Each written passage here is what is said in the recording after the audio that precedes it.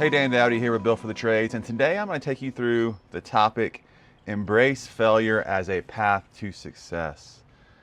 With 5+ years coaching all different size trades companies all throughout the nation, I have come to really realize that there's just different levels of entrepreneurs out there.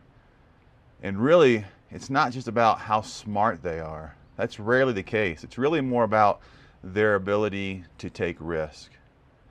And some take risk and are wildly successful, and some take risk and fail. But the main thing is, in order to grow your trades business, you have to be willing to take risk.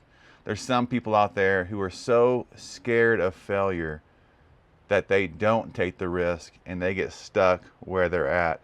So I hope this podcast, as I share through 3 steps to moving through failure, 3 steps to embracing that failure and that leading you to a path to success, I hope this encourages you to move to the next level in your leadership, in your business entrepreneurship, in whatever area of life that you are in. As we get started, I want to give a shout out to our podcast sponsor here, Project to Payment. They're an estimating invoicing software specifically for the small trades business owner. So if you're looking to go from paper to something digital, create a better experience for your customers, check out the link in this podcast here. And through Bill for the Trades, you can get the first 3 months free with Project to Payment. So, just like I was talking about, when it comes to growing your business, growing your leadership, becoming a better version of yourself, failure is inevitable. One of my mentors, John Maxwell, says to fail forward. Think about that. If we spend all of our time worried about failing, we're never going to get out of our comfort zone. And in order to fail forward, we got to fail first. We fail, we get up, we learn from it, and we don't repeat that same mistake. That is how you fail forward. You get back on the horse and you get going again. Just like I talked about in the beginning, there are so many different types of entrepreneurs that I've had the pleasure of working with. The first one is the one that has the ability to take risk and does so, like the whole adage is, this person jumps out of the airplane and builds a parachute on the way down. There is a lot of good that can happen when you do that, but there's also a lot of bad that can happen when you do that. With that entrepreneur, they may be excelling and growing their business, but their business could be fragile in that fast growth process. And that's because they haven't taken the time sometimes to build that infrastructure. You have your next entrepreneur or leader who's doing the same thing, jumping out of the airplane, building the parachute on the way down, but they have taken the time to build their vision, their mission, their core values, to build their plan for growth for the next 3 years. That kind of structure is not fragile, because when we do get tossed around by the waves, we do have all these opportunities coming our way. And I want to tell you here, sometimes opportunities are just distractions in disguise. We need a recentering point. We need that 3-year growth plan to go back to and say, does this help me get closer to my plan, or is this taking me further away from my plan? That is all very important. And then you have your third entrepreneur or leader who says, yeah, I want to do this, but I'm not willing to put the work in to do it. I'm going to think about it forever. I'm not going to take that step. I'm not going to put myself out there and fail forward. And a lot of times the reason why we don't want to fail or get out of our comfort zone is because of a past pain. It could be a friend of ours who lost their business over making a similar decision. It could be that we lost our business in the past over making a similar decision. But as humans, we are wired to avoid that pain. It's more motivating for us to avoid pain than it is to accomplish gain. So if you're that entrepreneur, if you're that leader who's having a hard time going to the next level in your leadership, think about what that pain point is that's keeping you from moving forward. Identify that, write it down, and push through it.